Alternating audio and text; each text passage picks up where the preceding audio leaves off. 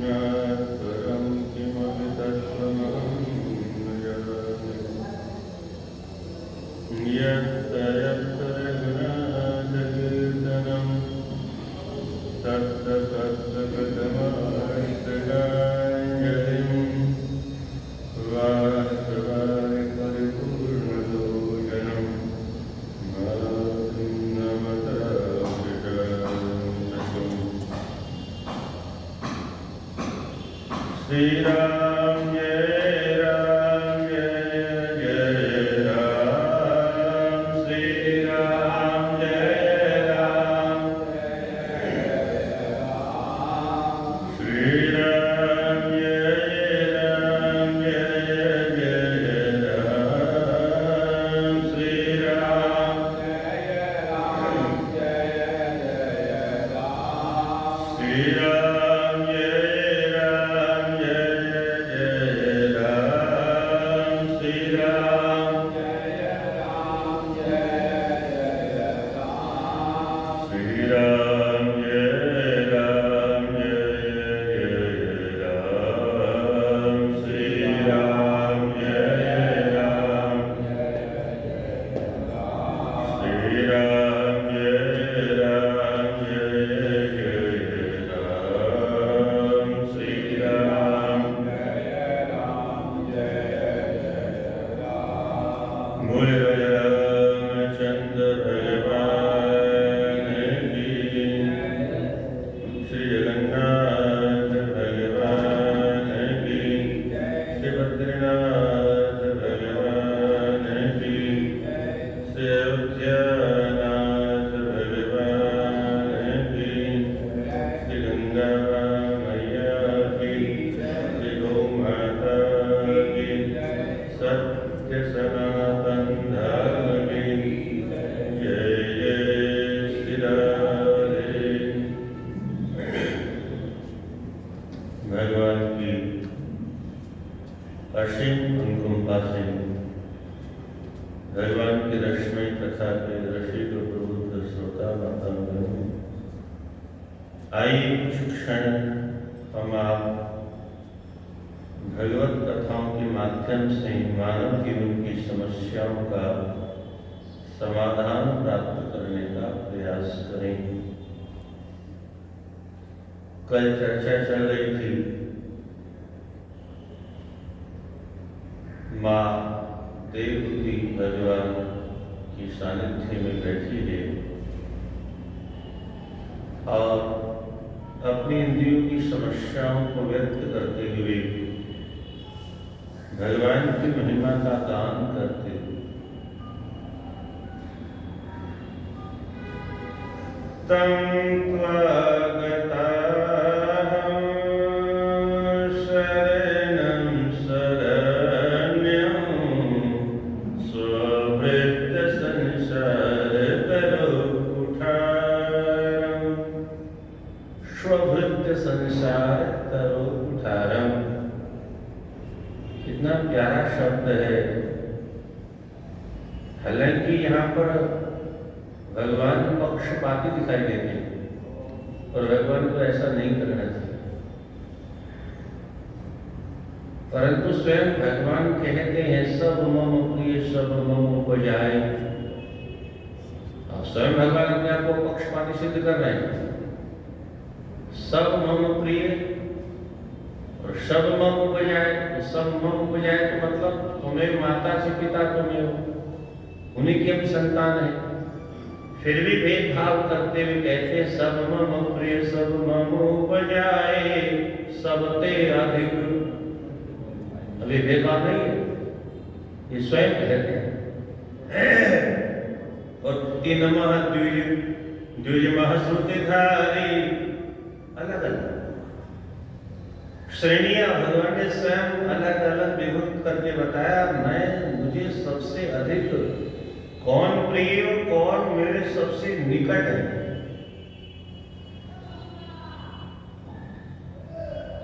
और इन श्रेणियों में हम कहीं हैं कि नहीं, ये भी देखते रहना चाहिए। क्या इन सब में कहीं हमारा नाम है कि नहीं, और अभी भी नहीं है तो कब आएगा। पूरा जीवन तो निकल गया। राम कथा कहते कहते सुनते सुनते अगर अब भी नंबर नहीं आया हमारा, अथवा अगले जन्म की तैयारी अगर हमने अच्छी तरह से की तो अगले जन्म में भेज देंगे, पर ऐसा कुछ लगता नहीं कि हम इतने उतावले हैं कि जन्म में तो जो कुछ हो गया सो हो गया और अगला देखिए।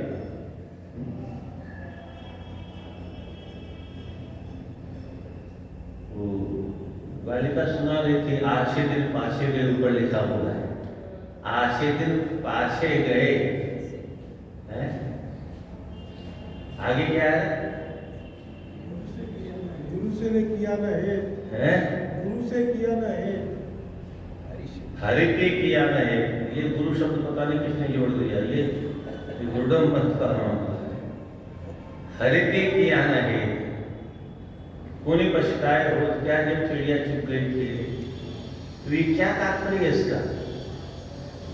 महापुरुषों ने अपनी वाणी के माध्यम से शास्त्र के सार को पूरा का पूरा एक वाक्य में, एक दोहे में, एक अर्धारी में अभिव्यक्त कर दिया। हमारे जीवन से संबंधित है ये दोहा। आछे दिन पाछे गए, यानी जो जवानी थी जिसमें हम उछकर गुजरने की सामर्थ्य रखते थे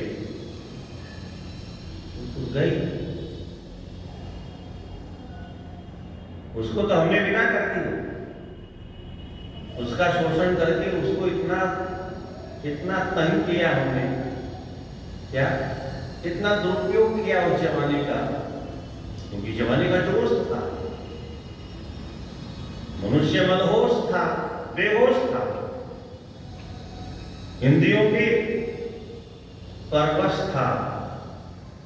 इंद्रियों ने जो कुछ कहा वह किया। कभी इसको आंख को प्रसन्न किया, कभी कान को प्रसन्न, कभी जीभ को प्रसन्न, कभी त्वचा को प्रसन्न, यही किया और क्या किया। जिस समय हम कुछ कर सकते थे उस समय हमने अपने आप को उस लायक समझा नहीं, उस लायक समझा तो अच्छे दिन तो चले गए। मोदी जी वाले अच्छे दिन कर पाएंगे, गलत बात है, क्या करें।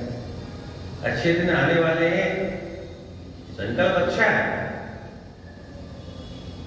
भाव बहुत अच्छा है, पर ये जो अच्छे दिन हैं क्या विकास वाले, ये तो वस्तुतः अच्छे दिन नहीं है। बाह्य विकास को आज के नेता लोग अच्छे दिन कहते हैं।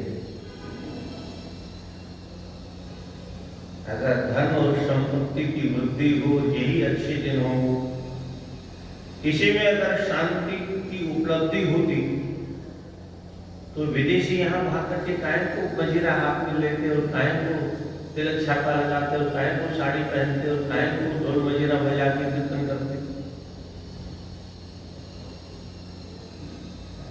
अथवा धन में ही शांति होती तो फिर अंबानी परिवार में तो विषम विषम नहीं होती, शांति से रहते ना।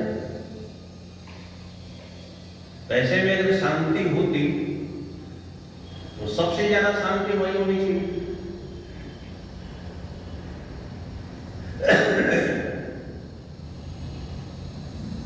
शांति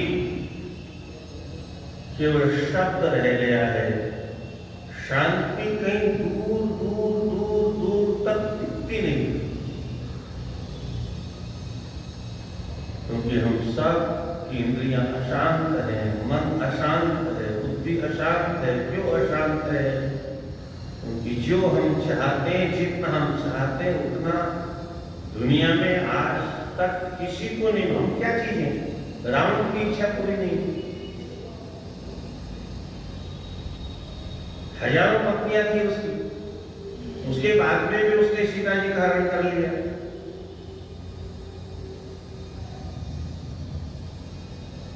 हालांकि वो एक अलग विषय है, रावण को अगर उस दृष्टि से देखेंगे तो हमारी शिक्षा के लिए सब किया उसने,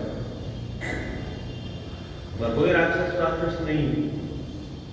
तो भगवान ने जैसा नचाया वैसा नाचा, ये तो भगवान के पार्षद थे ना, जय विजय तो थे। तो ठाकुर जी ने कहा ऐसा बनना, वैसा बनना, वैसा बन गया, ऐसा करना, वैसा किया। कोई अपनी इच्छा से थोड़ी किया। वो तो हमारी अपनी समझ है कि उसको हम किस दृष्टि से देखते हैं और लेते हैं। हालांकि शिक्षा की दृष्टि से हम उसे राक्षस ही कहते हैं। तो राक्षस भी कौन से सिंह पूछते, या राक्षसों के सिंह छूते हैं क्या? अथवा रावण राक्षस कैसे हुआ? उत्तम कुलस्थ धरनाति शिव विरंची। हम क्या पूजा करेंगे? रोली चढ़ा देंगे, मूली चढ़ा देंगे, फूल पत्ती चढ़ा देंगे, बेल पत्र चढ़ा देंगे, बेल फल चढ़ा देंगे, फल फूल चढ़ा देंगे, उसमें तो मस्तिष्क ही चढ़ा देंगे। एक नहीं 10 चढ़ा देंगे। क्या करेंगे पूजा? परंतु उसके बाद में भी आज तक पुतला जलाया जाता है।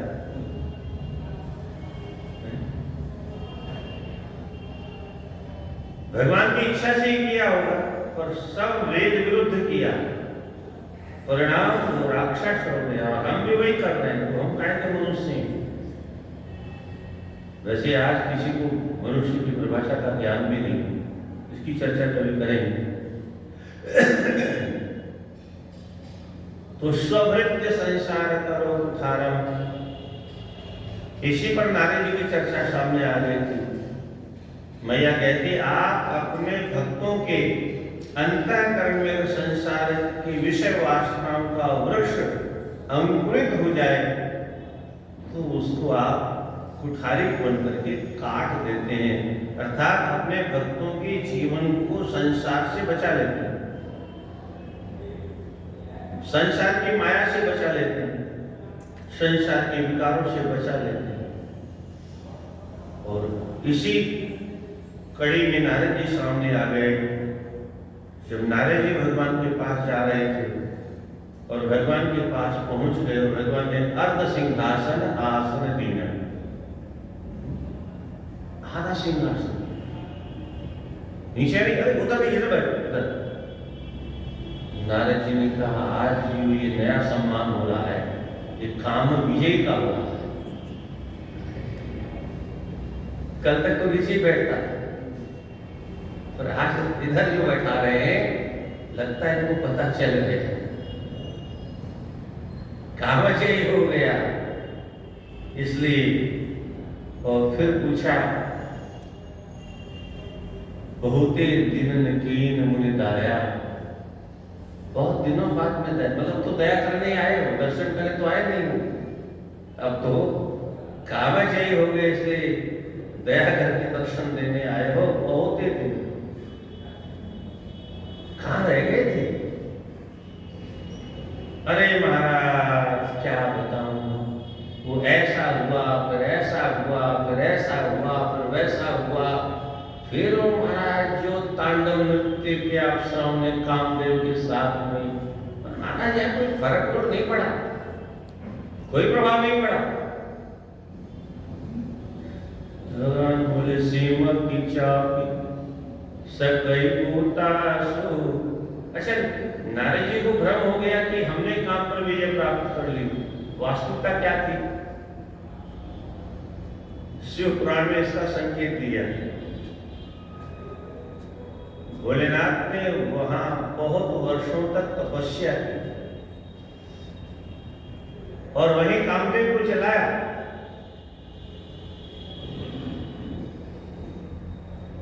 देवताओं ने षड्यंत्र किया भोले बाबा की समाधि खोलने के लिए, तारकासुर के प्रसन्न है, और तब कामदेव को भेजा।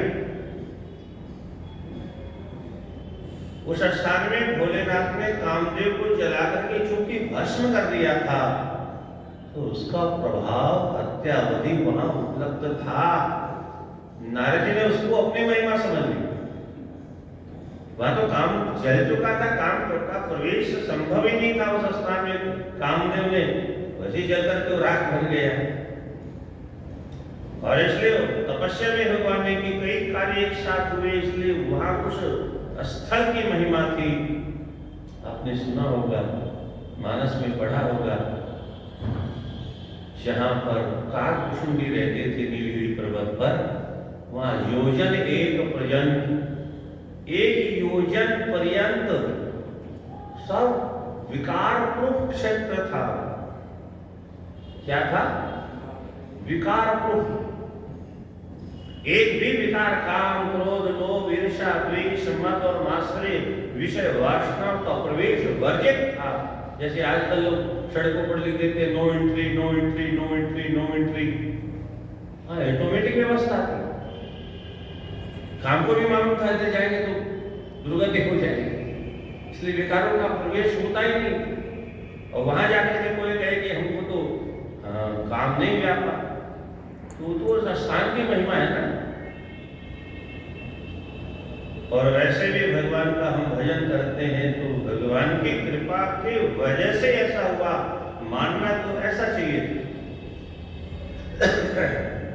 पर महिमा अपनी मान बैठे कि हमने अपने तपोबल से काम पर विजय प्राप्त कर ली।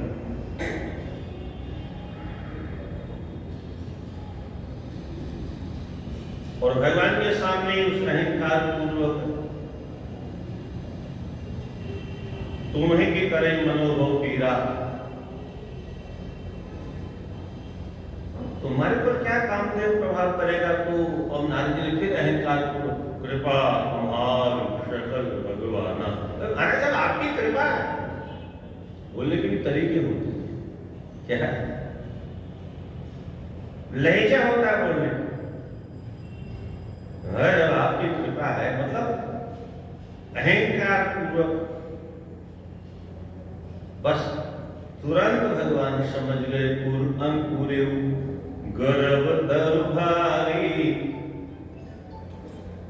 स्वभृत संसार करो उठारम, अपने भक्तों के अंतःकरण में अंकुरित संसार रूपी वृक्ष को काटने में आप उठार का काम करते हैं। यही भगवान ने वहां काम किया। अंकुरे गर्भ दर्भारी, तो क्या करो? बुल बेगी सो में दारी हूं खारी। क्यों? बोले प्रण हमार सेवक हितकारी। स्ववृत्ति भगवान भी कहते हैं सेवक हितकारी। सेवक कौन? सबकी परिभाषा, सारे प्रश्नों का उत्तर उसी ग्रंथ में जहां आपको शंका हो वहीं आसपास कहीं उसका उत्तर भी। सेवक कौन है? सेवक सोई जो करे सेवकाई। परशुराम जी कहते हैं, भगवान ने कहा हुई कोई का दास तुम्हारा। बोले वाह, बात दासत्व भी करते हो और युद्ध के लिए धनुष तोड़ करके मुझे ललकारते हो। अरे सेवक किसे कहते हैं तुम्हें मालूम नहीं? सेवक सोई जो करे सेवकाई, अरे करनी कर करे लड़ाई।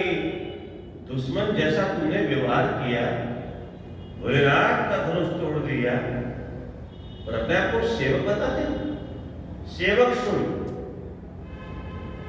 उधर विभीषण ने पूछा हनुमान जी से, कभी भगवान मेरे ऊपर कृपा करेंगे? हनुमान जी ने क्या उत्तर दिया? सुनो विभीषण प्रभु कई रीति, करहि सदा सेवक पर प्रीति। सेवक पर प्रेम करते।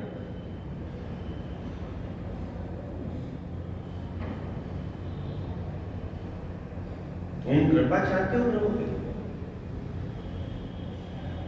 सचमुच चाहते हो तो विधि बताता हूं। सेवक पर प्रेम करते हैं। क्या कहा? सेवक पर कृपा करते हैं, मतलब तुम सेवक बन जाओ।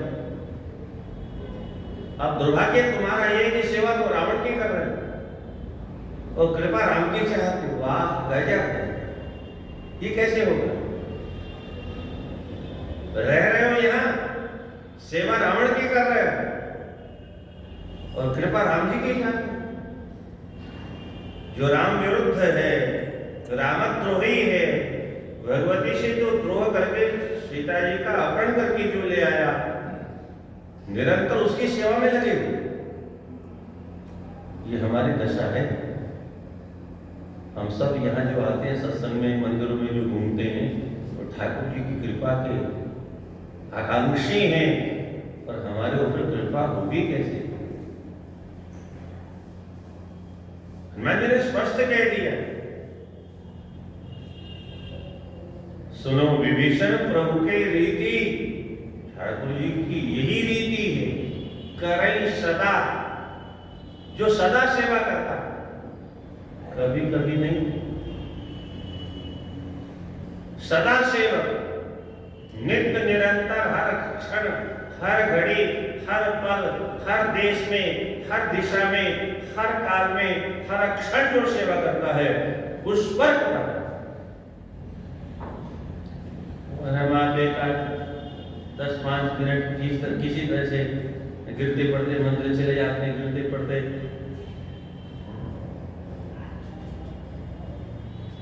कैसे कृपा हो?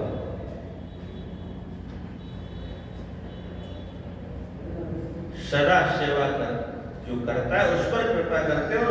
विभीषण ने बात को समझ लिया, हमारे तो समझ में आज तक नहीं आया। क्या विभीषण की बात समझ में आ गई?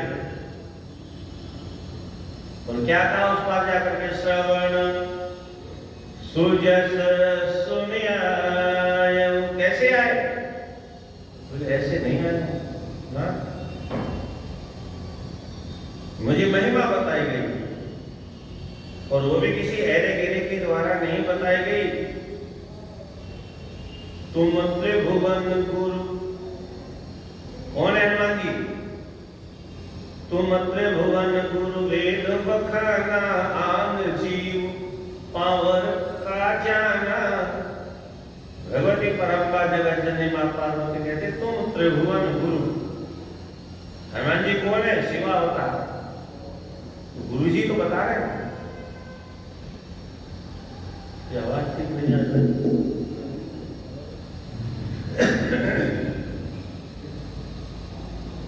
तुम त्रिभुवन गुरु, वेद बखाना।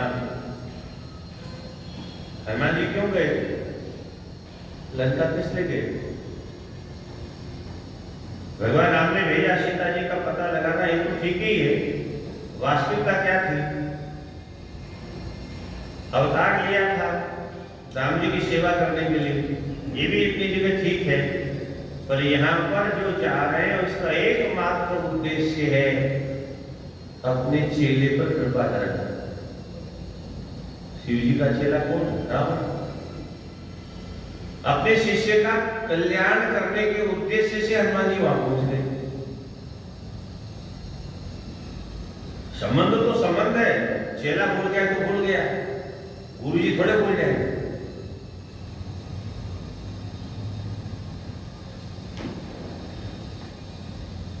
रावण ने पहचान भी ली, ऐसा नहीं पहचान। मिले हम कपि गुरु बड़ ज्ञानी, हमें गुरु जी मिल गए, पर गुरु जी आपने एक काम बहुत गड़बड़ किया। मिले हम कपि गुरु, कपि रूप में गुरु मिले, बंदर रूप में। हमें इतना बड़ा आदमी हूं क्या, और अगर बंदर के पैरों में बैठ जाऊं तो लोग हंसेंगे नहीं क्या? मेरी तो बड़ी नाक कट जाएगी। आप असली रूप में आते तो मैं आपका बड़े प्रेम से स्वागत करता, धूमधाम से भेंट बाजे बजवाता, तोरण बंधन सब करवाता, ये कार्य करवाता, गीत गवाता, नृत्य सब कुछ करवाता। परंतु आप इस रूप में आकर के आपने ठीक नहीं किया। हम मैं आपको गुरु कैसे मानूं? मेरी तो बेइज्जती, ऐसा होता है।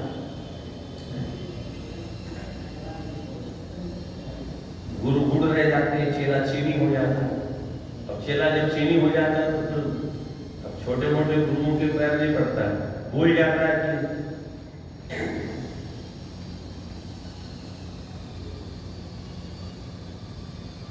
हनुमान जी भी बहुत, अब गुरुजन भी बड़े दयालु होते हैं सज्जनों। हनुमान जी ने बड़ी कृपा कह करके कहा कोई बात नहीं, तुम मुझे गुरु मत मानो, पर मैं जिस उद्देश्य से आया वो तो काम करके जाऊंगा। यहां तक आया हूं तुम्हारे पर कृपा करने के लिए। तुम भले मुझे गुरु मत मानो, पर मैं गुरु हूं, मुझे मालूम है तो मेरा शिष्य है। तुम मुझे हाथ जोड़ो अथवा मत जोड़ो, चलो कोई बात नहीं, मैं ही जोड़ लेता हूं। क्या मैं हाथ जोड़ लेता हूं? हाँ तो तुमको जोड़ने चाहिए, प्रणाम तो तुमको करना चाहिए।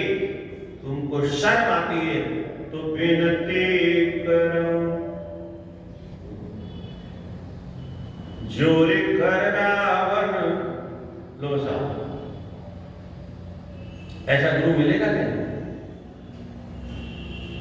शिष्य के सामने विनती करो, जोर कर रावण सुनहु मान तजी। तुमको जो अहंकार हो गया, अभिमान हो गया, उसको थोड़ी देर के लिए किनारे रखो। प्रणाम तो मैं कर लेता हूं तुम्हारी जगह, तुम मत प्रणाम करो, कोई दिक्कत नहीं। विनती करो जोर कर रावण सुनहु मान तजी। मोर सिखाओ मतलब गुरु जी की शिक्षा सुनो। अब और क्या कहें? भगवान ने तो बड़ी कृपा की, गुरुजी ने तो बड़ी कृपा की, वहां तक पहुंच गए और उपदेश दे रहे हैं, पर वो अहंकारी सुन ही नहीं रहा। पात्र नहीं, वो पात्र है। नहीं सुना उसने, सुना किसने? पास में पात्र बैठा था, सुपात्र बैठा था। उपदेश क्या दिया? राम चरण पंकज लंका अचल राज तुम करहु। ये उपदेश है गुरुजनों का। शास्त्रों का उपदेश क्या है? यही संपूर्ण शास्त्रों का निचोड़ है। राम चरण पंकज गुरु धरहु, और फिर लंका अचल राज तुम करो। बड़ी जोर से हंसा रहा, बोले वाह बंदर गुरु, बड़ी अच्छी शिक्षा दे रहे हो। तुम मुझे कह रहे हो तपस्वियों को हृदय में बैठा लो, उनके चरणों को हृदय में बैठा लो, लंका का राज मुझे मिल जाएगा। अरे मूर्ख गुरु, मुझे तो लंका का राज ऑटोमेटिक मिला हुआ है, मैं राजा हूं।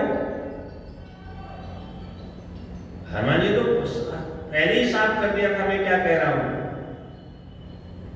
पर वो नहीं समझ में आया। लंका अचल राज, राजा तो हो, पर ये राज चलायमान है, ये गति चलायमान है। तुम भगवान के चरणों को अच्छी तरह से पकड़ लोगे तो तुम्हारा राज्य अचल हो जाएगा, अन्यथा मैं कहता हूं ये राज विभीषण के पास चला जाएगा। चलायमान है, पर उसने नहीं माना।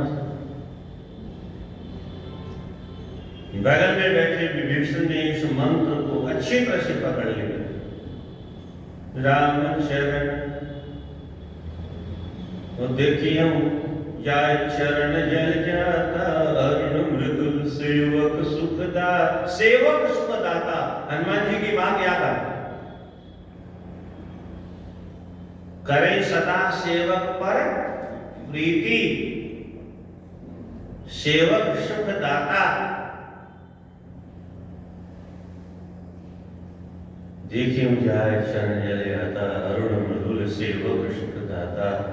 आदि आदि चिंतन करते करते पहुंच गए। वहां जब पहुंचे पूछा कैसे आए? बोले ऐसे नहीं आया हूं, गुरुजी ने निमंत्रण दिया बाकर। श्रवण सुजस सुनियायो। क्या सुना? बोले प्रभु भंजन भवभीर, त्राहि त्राहि आरति हरन, शरण सुखद रघुवीर। किस पर कृपा करते हैं भगवान? शरण सुखद। शरण में जो चला जाता है उसको सुख देने वाले हैं, जो शरण में जाता ही नहीं उसका ठेका नहीं है। तो ठाकुर जी परंतु फिर भी जो शरण में लिया, इसलिए गीता में भी इसी बात को भगवान कहते हैं, सर्वधर्मान परित्यज्य माम एकम शरणम व्रज। माम एकम शरणम, एकमात्र मेरी शरण में आ जाओ। हमें याद है, परंतु न जाने कब जो हम जिसको जानते हैं मानेंगे कब। हमारी सबसे बड़ी बीमारी है, जानते बहुत हैं और मानते कुछ भी नहीं, चाहे वक्ता हो चाहे श्रोता हो। हम जितना जानते हैं जिस दिन उतना मान लेंगे, उसी दिन कल्याण हो, उसी क्षण हो जाए।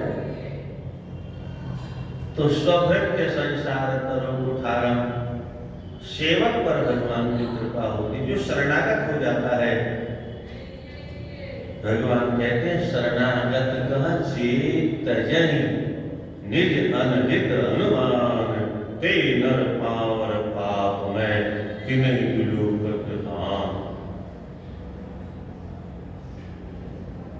स्वभृत्य संसार तरम उठारम, और अंकुरेव गर्भ तरु भारी, अंतःकरण में बहुत विशाल अहंकार का गर्व का वृक्ष अंकुरित हो गया है। बेगिशों में डाल तुरंत उखाड़ दो। किसे लिखा भगवान? आराम से उखाड़ देना, इतनी क्या जल्दी? भगवान ने कहा नहीं, अगर विलंब कर दिया, अभी तो ये अंकुर है, कहीं पेड़ बन गया तो बहुत कठिन हो जाएगा उखाड़ना। क्या पेड़ को आप देखा होगा ना, काट देते लोग, पेड़ हरा हो जाता है, क्योंकि जड़ें तो रहती है ना। वृक्ष तो अपनी जड़ों को बहुत भीतर तक प्रवेश करवा देता है। बहुत से वृक्षों की जड़ें तो बहुत मीलों दूर होती, पीपल वगैरह बढ़ती बहुत दूर तक जड़ें होती। यहां से काटे कहीं से और से फूट जाए। इसलिए अंकुर को पहले तो वृक्ष को काटने में बहुत कठिनाई होती है, बहुत साधनों की आवश्यकता होती है, बहुत परिश्रम की आवश्यकता होती है, बहुत समय की आवश्यकता होती है।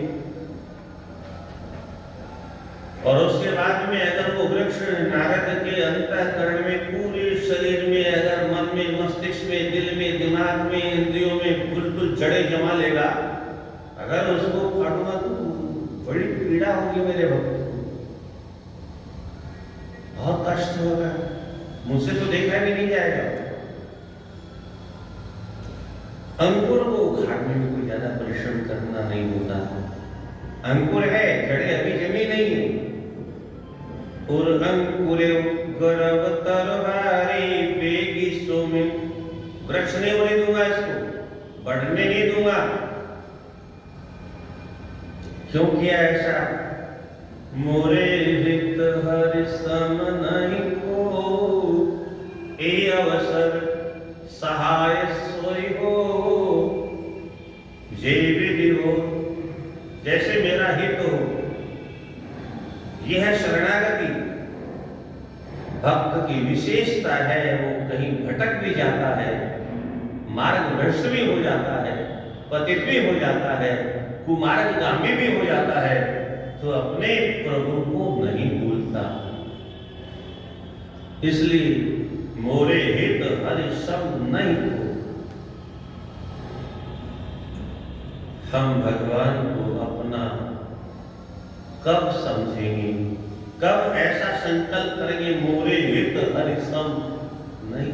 हम तो स्वयं बलवान है, स्वयं समझदार है, बुद्धिमान है, बड़ी युक्तियां है हमारे पास में, हमें भगवान की कहां जरूरत है। बेगिसों में डाली उखाड़ी, और उस अंकुर को उखाड़ने के लिए भगवान ने तमाम नाटक किए। जो कह रहे थे मेरे अंदर काम नहीं है, मैंने काम को जीत लिया, क्रोध को भी जीत लिया, उन्होंने काम का भी नाटक किया और रुद्र गणों को शाप देकर के क्रोध का भी अभिनय किया।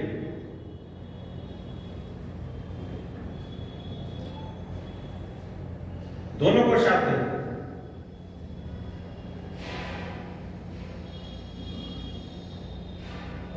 भगवान का दर्शन हुआ और भगवान ने माया को किनारे कर दिया। जब हरि माया मूल निवारी, नहीं तह रमा न राजकुमारी। और जो ही वो माया देवी हटी, वो जो माया नारद जी की खोपड़ी में बैठी थी वो भी हट गई। तो नारद जी होश में आ गए। अभी तो माया ने बेहोश बना रखा।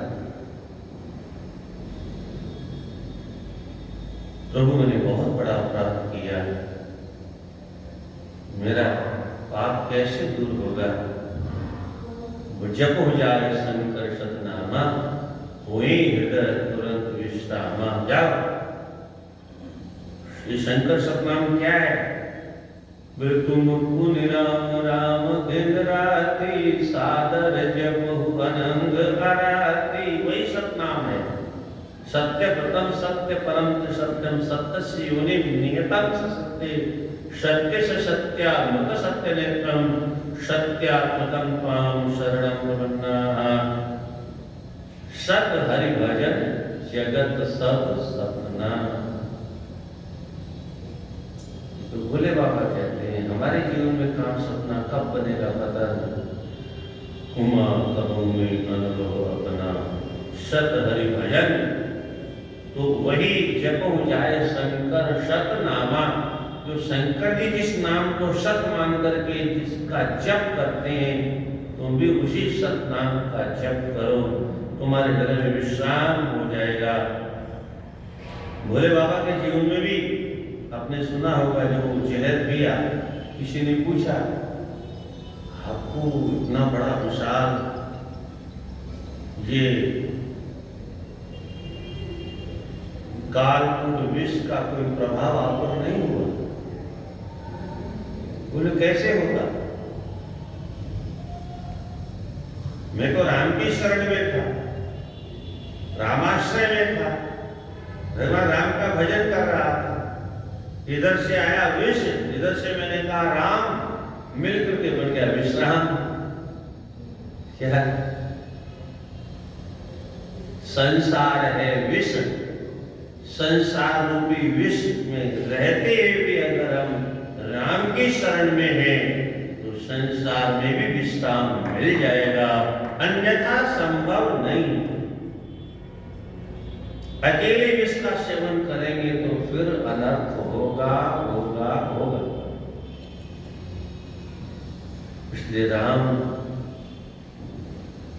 गीता में भी इसलिए भगवान संकेत करते हैं, माम अनुस्मर युद्धे च, युद्ध तो करो और मेरा ध्यान हमेशा बना रहे, ये ध्यान। और हनुमान जी को भी सीता जी यही संकेत करती। जब हनुमान जी ने कहा मैया बहुत भूख लग गई, क्या लाल की सुंदर फल रुखा, भात भूमि लगी अतिशय अतिशय। तो पहले तो मैंने कहा ये फल खाने लायक नहीं। क्यों? बोले ये रावण की वाटिका के फल है, राक्षसों के फल है, और राक्षसों के फल अखाद्य होते हैं। हमारे यहाँ इसलिए कहा जैसा खाए अन्न वैसा हो मन, जैसा पीवे पानी वैसी बोले वाणी। तो ये फल अखाद्य राक्षसों की वाटिका में है, खाना नहीं। हनुमान जी बोले भैया क्या कह रही हो आप, मेरी बात समझ में आई नहीं। आपने कैसे कहा कि राक्षसों की वाटिका के फल है? अरे बोले लंका राक्षसों की है कि नहीं है? वो तो सब ठीक है, और मैं तो ऐसा नहीं मानता कि ये राक्षसों की फल है। तुम कैसा मानते हो? बोले मैं तो ऐसा मानता हूं कि मेरे ननिहाल के फल हैं। क्या है? हम ननिहाल में आकर के भी भूखा रहे तो बड़ी समस्या है। मैया ने पूछा ननिहाल का कैसे हुआ? बोले माता जी आपकी माता जी कौन है? धरती। वृक्ष कहाँ निकले? धरती में। तो ये ननिहाल के वृक्ष हुए कि नहीं हुए? ननिहाल में आकर के भी वो भांजा भूखा रहे, ये तो कैसे हो सकता है। सीता जी को बड़ा आनंद आया और तब रघुपति चरण हृदय धरितात मधुर फल खाओ। क्या कहा? फल खाना मना नहीं, फल खाओ। संसार में कुछ फल मिले तो खा लो, कोई चिंता की बात नहीं है, पर शर्त क्या है? रघुपति चरण हृदय धरि। ये सब भगवान का प्रसाद है, प्रसाद मान करके पाओ। भगवान की सेवा कर रहे हैं, भगवान का बनाया हुआ त्रिभुवन है। ये सृष्टि किसकी है? परमात्मा की। परमात्मा ने सृष्टि बनाई है, सृष्टि के प्रत्येक पदार्थ में परमात्मा का प्रवेश है। श्री राम में सब जग जानी करो प्रणाम। परमात्मा का स्वरूप मान करके चाहे जिसकी हम सेवा करें और उसके बाद में मेवा पाए तो चलेगा, और मेरा मान करके, अपना मान करके अगर अच्छे से अच्छे फल खाएंगे तो भी उच्चहर बन जाएंगे। यही हो रहा हमारे जीवन।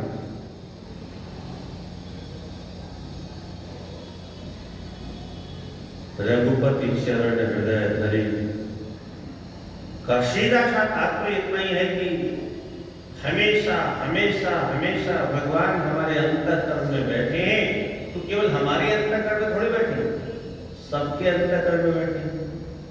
हरिव्यापक सर्वत्र समाना। तो जब सब में है तो फिर जेब किसकी काटेंगे? बड़ी समस्या है। गाली किसको देंगे? अपमान किसका करेंगे? लठ किसको मारेंगे?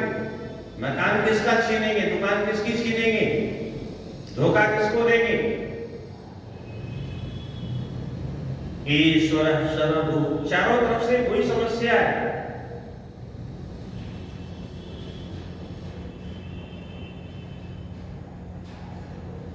सारे शास्त्र चिल्ला चिल्ला के जो कह रहे हैं उनको ठीक से हम समन्वय कर लें।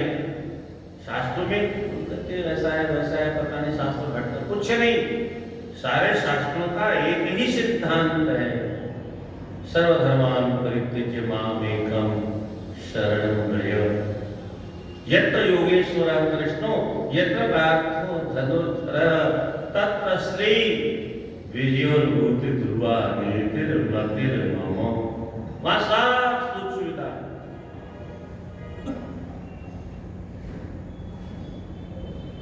भगवान ने किसी ने पूछा होगा, नरेश जी का ऑपरेशन ही करना था तो पहले ही कर देते, पहले ही दवा दे देते। तो पहले तो वो दवा दी थी, किसी वैद्य के पास गए थे जब इनको अहंकार हुआ। किस वैद्य के पास में गए? भोले बाबा के पास। उन्होंने दवा भी दी थी। जिमी कथा सुनायो मोही तिमिजन हरि सुनायो कबो चले प्रसंग दुरायो तबो करो। दवा काम नहीं थी। दवा काम करती तो मेरे पास नहीं आती, पर मुझे सुनाया और भी अहंकार पूर्वक सुनाया। तो बोले फिर यही निपटा देते मामला, काय को विष्णु तक पहुंचाया, काय को नाटक किया। बोले देखो देवी, कभी कभी ऐसा होता है, थोड़ा जब पूरा पकता नहीं है तब तक उसका ऑपरेशन नहीं होता। क्या है? पहले अगर औषधि ले ली होती थी भोले बाबा की तो शायद पक जाता, तो मैं ऑपरेशन तुरंत कर देता। अब वो पूरा पक जाए तब उसका ऑपरेशन करेंगे, नहीं तो कहीं भीतर गंदगी रह जाएगी, फिर दोबारा फोड़ा बन जाए, फिर दोबारा अहंकार का अंकुर जम जाएगा। इसलिए पूरा का पूरा जब परिपक्व हो जाएगा या थोड़ा, तब इसका ऑपरेशन करने के लिए मैंने इतनी योजना बनाई।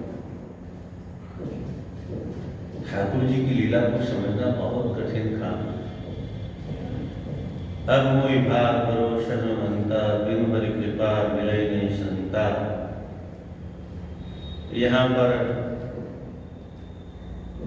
मैया से भगवान कहते हैं विश्वमातुं निर्वृत्यं निप्सितं निशम्य पुंसाम् अपवर्गवर्धनं धियाभिनन्द्यात्मभतां सतां गतिर्बभासै सस्मितशोभिताननः। मैत्रेय महर्षि कहते हैं विदुर, इस प्रकार से अपने माता जी के द्वारा पवित्र अंतःकरण वाली मां पुंसाम अपवर्ग वर्धनम, जीवात्माओं के अंतःकरण में अपवर्ग आदि जहां नहीं होता उसको अपर कहते हैं, तो उसकी वृद्धि करने वाले वाणी को निशम्य सुन करके धियाभिनन्द्या, पहले तो माता जी की कही भी बात का अभिनंदन किया, माता जी आप ठीक कहते हैं, ये परंपरा है हमारे। कोई कुछ भी कहे उसको तुरंत काटना नहीं चाहिए। संसार के व्यवहार में भी झगड़े क्यों बढ़ते हैं घर में? तुरंत सामने वाले की बात हम काट देते हैं। सब सही हो चाहे गलत हो, हम जो कह रहे हैं वो सही है कि गलत इसका पता नहीं है, उसकी बात सही है कि गलत है ये भी पता नहीं, पर तुरंत काट देते हैं, भाई झगड़ा शुरू हो जाता है। कोई किसी प्रकार की बात रखे तो पहले उसको प्रेम से सुनी, अथवा विशेष करके जब कोई क्रोध में हो तब तो बिल्कुल नहीं बोलना चाहिए, तब तो बिल्कुल शांत रहना चाहिए, क्योंकि उस समय तो वो सुनेगा ही नहीं। उधर से वो क्रोध में आ रहा है, हमको भी क्रोध आ गया, दोनों चिल्ला रहे हैं, सुनेगा कौन? पड़ोसी। मजा लेगी पड़ोसी, या तो दोनों चिल्ला रहे हैं, बाप बेटी चिल्ला रहे हैं तो पति पत्नी चिल्ला रहे हैं, पड़ोसी आनंद ले रहे हैं। इसलिए जब कोई क्रोध में हो तो उसको सुनना, शांति से सुनना चाहिए, वो अपनी सारी बात पूरी कर ले, फिर जब अच्छी तरह से ठंडा हो जाए तब अपनी बात प्रेम से सामने रखिए। पहले उसकी बात को सही कर, आप बिल्कुल ठीक कह रहे हैं, पर हमारा विचार भी थोड़ा सुनो, शायद उस समय शांति से सुन ले, समझ में आ जाए। ये सब सारे दृश्य कथाओं में आप लोग रात में पढ़ते रहते हैं। तो भगवान ने प्रेम से सुना और उसके बाद में सब सारी बातें मैया ने कह दी। तब कहते हैं मैया आप बिल्कुल ठीक कहती हो, आत्मकाम शताम गतिम, ज्ञानियों की एकमात्र जो गति है